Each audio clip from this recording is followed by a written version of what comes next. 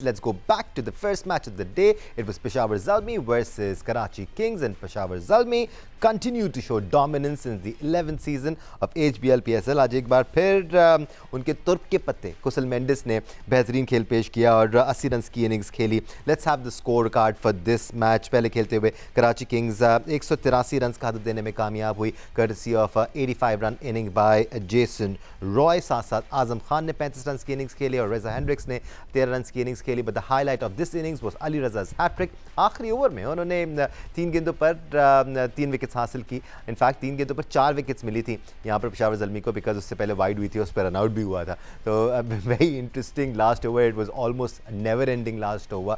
और इसके साथ साथ 183 रन का जो हदफ था पेशावर ज़ल्मी के लिए, वो इब्तिदाई मराहल में तो थोड़ा सा ट्रिकी नज़र आ रहा था. But then Kusal Mendis and Farhan Yousuf came on to the crease और शानदार पार्टनरशिप लगाई उन्होंने. Yes, Kusal Mendis has been really impressive, but जिस तरह फरहान यूसुफ ने आज खेला है वो बहुत ज़्यादा इंप्रेसिव. राशिद भाई, उम्मीद तो मिलती है हमें.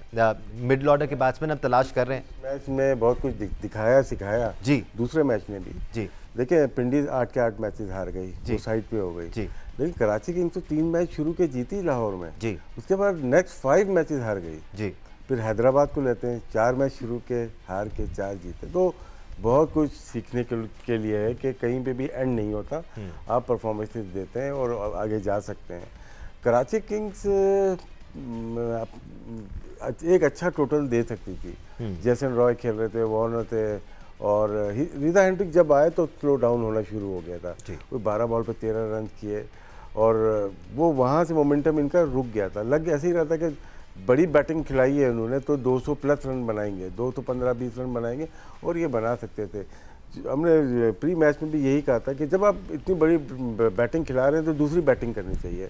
आपने टॉस जीत के पहले खुद बैटिंग की और वहाँ पे आपने वो टोटल नहीं दिया. वो तो आजम खान इस तरह से लेके चला गया कि वो रन्स अच्छे थोड़े बहुत लग रहे थे, ये भी नहीं लगते. लेकिन कराची किंग बिल्कुल मैच से आउट कर दिया. जिस तरह से बैटिंग की है, मेंडिस ने बैटिंग की है और विंस आए उनके लिए बैटिंग की.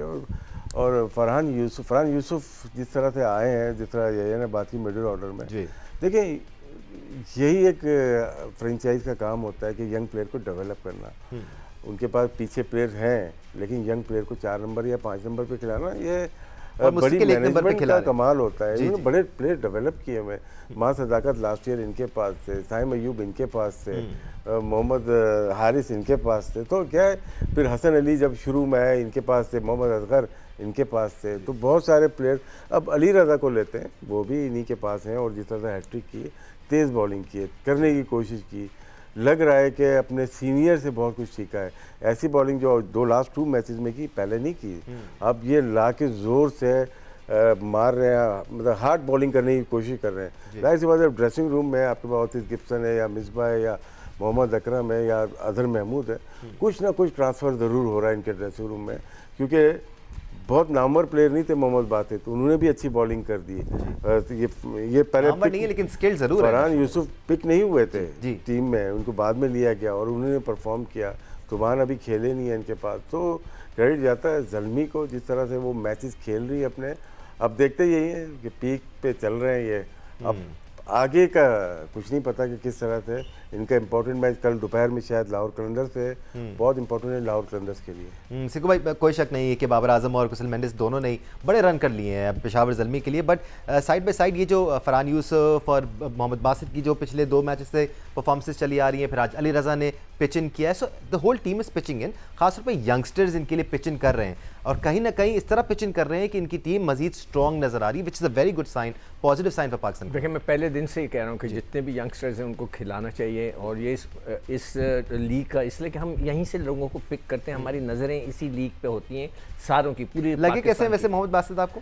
ठीक है, अभी देखो इतने जल्दी हम ये ना कहें कि जो टीम में आ जाए, पोटेंशियल तो नजर आता है, कह रहे टैलेंट नहीं है. ये सारे लड़के जितने भी खेले ना, बासित है, इस्माइल है, ये जो लड़के अली रज़ा 147 तक गया है, 149.4 तक गया है. तो सोचें.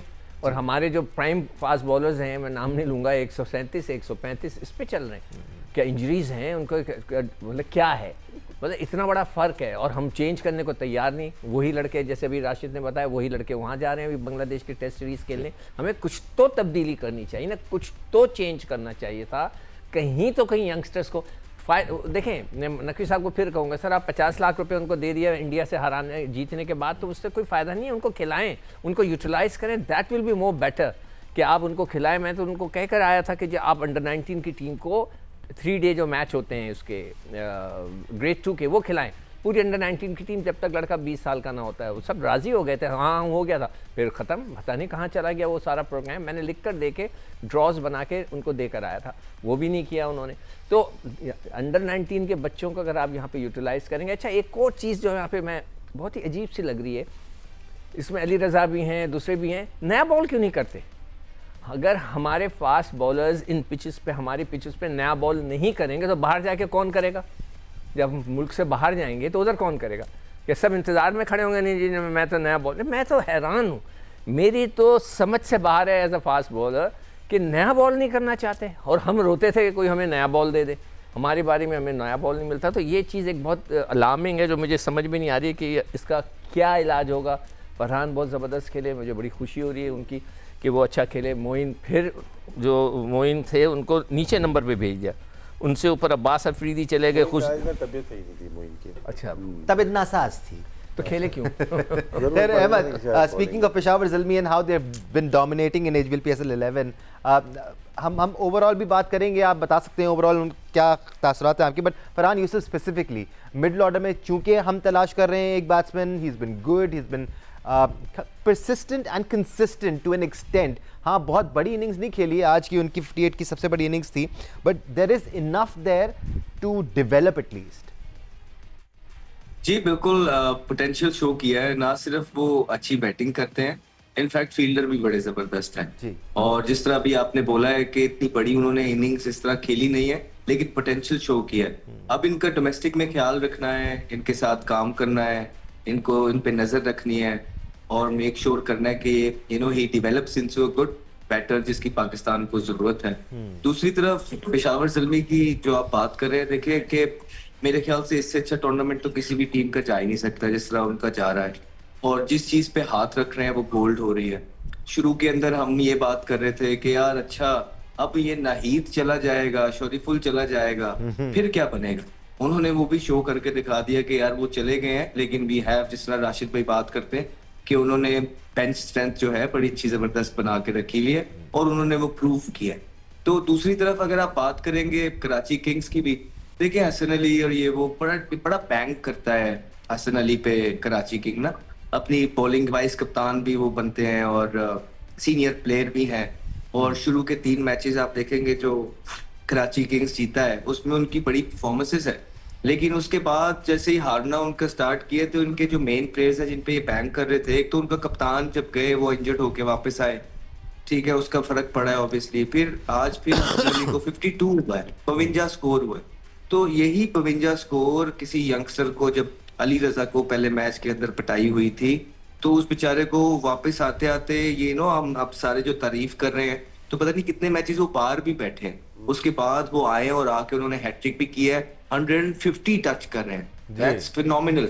और उसी तरफ जब सीनियर कोई होते हैं उनको हो जाता है तो वो फिर ये T20 है, इसमें तो हो ही जाता है। तो ये थोड़ा देखना है कि जब खुद इन्होंने खेलना था और कोई और सीनियर्स थे तो तब PSL से सिलेक्शन होती थी तो वो भी जस्टिफाई और जायज थी। जब अब ये सीनियर्स हैं और पाकिस्तान टीम 8वें नंबर पे है और नए प्लेयर्स डेवलप करने चाहिए, पूरी पाकिस्तान ये आवाज लगा रहा है, तो अब PSL से सिलेक्शन नहीं होनी चाहिए। तो कहने का मकसद है ये 2 चीजें चलती रहेंगी, तो आपने ये देखना है कि कौन से प्लेयर्स हैं। इवेंचुअली ये PSL इसलिए हो रही है कि आप अपनी पाकिस्तान की टीम स्ट्रॉन्ग कर सकें, स्ट्रेंथन कर सकें। इसमें आप आइडेंटिफाई कर लें, जिस तरह आप फरहान यूसुफ की बात कर रहे हैं, जिस तरह मास सदाकत है, समीर मिनास है, अरफात मिनास है, समीर मिनास है, ये तमाम अली रजा हैं, ठीक है, ये तमाम जितने भी प्लेयर्स हैं, हसन नवाज हैं, इनको आइडेंटिफाई करके खुदारा इनको डेवलप, बहुत सारे लड़के। हाँ काफी है, कुछ मैं मिस कर रहा हूँ, जितने भी हैं ये तो खैर ये तो कमेटी थिंक टैंक बैठा होगा ना, इतनी इतनी तनख्वाह लेके, तो अब ये तो कर ही सकता है कि नाम याद कर लें। तो अब कहने का मकसद है कि इनको जो है आइडेंटिफाई कर लें 8-10 यंगस्टर्स और इनको तरीके से खिलाना। सुफियान मुकीम है, हाँ जबरदस्त बॉलर है, बहुत अच्छी बॉलिंग कर रहे हैं इस टूर्नामेंट के अंदर। ऐसा लग रहा है कि इस टूर्नामेंट में उन्होंने अपनी जिंदगी की सबसे बेहतर बॉलिंग की है, ये ना बहुत बहुत टाइट बॉलिंग कर रहे हैं। तो ये प्लेयर्स हैं, इनको डेवलप करना है, इनको बनाना है, इनके अंदर इतनी पोटेंशियल है कि तमाम सीनियर प्लेयर्स, अब्रॉड के प्लेयर्स होते हुए भी अगर ये अपना इम्पैक्ट छोड़े और हम यहाँ पे इनकी बात कर रहे हैं इतनी इतनी देर, इसका मतलब है पोटेंशियल है। अब जो है ना टेस्ट स्टार्ट होता है यहाँ पे पाकिस्तान टीम के सिस्टम का, मैनेजमेंट का, कि वो इनको किस तरह ग्रो करते हैं और इनसे किस तरह काम लेते हैं और ये किस तरह ये 10 साल के लिए, 8 साल के लिए आगे पाकिस्तान का झंडा कैरी करते हैं। या correct me if I am wrong, क्या ये लॉट ज़्यादा टैलेंटेड है? बिकॉज इससे पहले भी यंगस्टर्स देखे हैं टीमों में, कभी उनको सही जगह पे यूटिलाइज नहीं किया जाता था क्योंकि बहुत ज़्यादा फॉरेन प्लेयर्स पर एक रिलायंस नज़र आती थी टीमों की कि फॉरेन प्लेयर्स खेलेंगे तो वो टीमें जीतेंगी। इस बार यंगस्टर्स बाकायदा विनिंग टीम के लिए रोल प्ले कर रहे हैं अपना। देखिए दानिश, आपसे पहले सॉरी मैं कतई कलामी चाहता हूँ। यकीन जानिए कि हम भी काफी क्रिकेट खेले हैं पाकिस्तान से। ये जो यंगस्टर्स है ना, ये हमसे अच्छे, इतना ही बहुत होना चाहिए आपके, इनके अंदर हमसे ज्यादा पोटेंशियल। नहीं, अच्छे देखिए, अच्छे तब नज़र आते हैं जब उनको सही जगहों पर खिलाया जाता है। या इनिशियली तो पीएसएल में बड़ा मसले मसाइल थे कि प्लेयर को उनकी जगहों पे ही नहीं खिलाया जाता था। इस बार एटलीस्ट अपनी जगहों पे खेलते हुए नजर आ रहे हैं। जो अपनी जगह पे खेल रहा है वो आपको इम्प्रेस करता हुआ नजर आ रहा है। देखिए दानिश, आपने परफॉर्मेंस देखी जी, उसके बाद आपने तय कर लिया यार इससे अच्छा तो प्लेयर ही नहीं है। थोड़ी देर पहले हम बात कर रहे थे हसन खान क्यों अमेरिका चले गए। हसन खान 2016 में आए, उस वक्त आपके पास इमाद वसीम थे, उस वक्त आपके पास मोहम्मद नवाज़ थे, उनको खेलने का मौका नहीं मिला, फिर उन्होंने अपने फ्यूचर को देखा और वो आगे चले गए। अब अगर आप बात कर रहे हैं, आज पहली जो है वो लाल बत्ती जल गई है पेशावर ज़ल्मी के लिए। आज 43 रन बने हैं सुफियान मुकीम को, 37 रन बने हैं आज 4 ओवर में इफ्तिखार अहमद के। तो जैसे जैसे बड़े मैच आ रहे हैं जी। और मुझे बड़ी खुशी है कि समीर मनास की सोशल मीडिया टीम नहीं है। मुझे बड़ी खुशी है कि आपके जो अभी मैं जिनका यूसुफ का नाम ले रहा था, फरहान यूसुफ, इनकी सोशल मीडिया टीम नहीं हो जाएगी अभी, और कौशल मेंडिस की सोशल मीडिया टीम नहीं है, वरना 3 मैन ऑफ द मैच छोड़ दें उसको। फ़खर जमान की सोशल मीडिया टीम नहीं है, वो करते हैं तो अपनी टीम के लिए करते हैं। देखिए दानिश, हम बात तो करते हैं लेकिन हमें इनसाइड का नहीं पता। आप अली रज़ा की बात कर रहे हैं, अली रज़ा क्यों नहीं है टीम में? Ali Raza under-19 world cup से पहले unfit, Ali Raza Asia cup से पहले अनफिट, अभी पाकिस्तान शाहीन जारी थी उससे पहले अनफिट, अभी वो नहीं खेले इसलिए कि फुल्ली फिट नहीं थे। अच्छी खबर है लाहौर कलंदर के लिए कि मुस्तफ़िज़ुर रहमान जो है रिलीज़ हो गए बांग्लादेश से, वो आ रहे हैं खेलने के लिए। नाहिद राना, उनको रिलीज़ नहीं किया बांग्लादेश क्रिकेट बोर्ड ने क्योंकि उनको फिटनेस की वजह से उन्होंने होल्ड कर लिया, उनकी फिटनेस के कुछ इश्यूज़ चल रहे हैं। ये बड़ी इंपॉर्टेंट चीज़ है दानिश के, ये इन चीज़ों को आपको देखना कि भाई कि ये लड़का फिट क्यों नहीं है। अभी सरफराज जब टेस्ट टीम का कैंप लगेगा, सबको तो नहीं रख सकते, लेकिन उम्मीद है कि वो कलोड़ों को भी बुलाएंगे, वो साथ को भी बुलाएंगे। 1 मिनट रह गया है सिक्को भाई, मुझे एक बात बता दें, एक फास्ट बॉलर 150 की स्पीड से बॉल कर सकता है अगर वो फिट नहीं है तो? नहीं मेरे ख्याल से तो नहीं कर सकता वो बच्चा। अगर तो वो यंग बच्चा, मैं तो सर अगर वो कैरी भी कर रहा हो तो? दानिश, मैं तुमसे कब से कह रहा हूँ फिटनेस टेस्ट तो कराएं। हमारे जो जितने पुराने मैं सिंपल सवाल कर रहा हूं, 150 की स्पीड बॉल कर सकता है अगर वो फिट नहीं है? देखिए, जो परफॉर्मेंस की बात हुई, इस दफ़ा क्यों हो रही है? इस दफ़ा आपका अंडर-19 का वर्ल्ड कप हुआ है, अंडर-19 एशिया हुई है, इमर्जिंग आप खेले हुए हैं, एशिया कप इमर्जिंग आप खेले हुए हैं, पाकिस्तान शाहीन आप खेले हुए हैं, इंग्लैंड के खिलाफ लॉयन के खिलाफ आप खेले हुए हैं। तो बहुत सारे क्रिकेट खेल के लड़के आ रहे हैं और मोस्टली प्लेयर्स पाकिस्तान के लिए पहले से खेले। सुफियान मुकीम की मिसाल अगर आप देते हैं, बाकी अंडर-19 के जो प्लेयर ये पाकिस्तान के लिए खेले हुए हैं।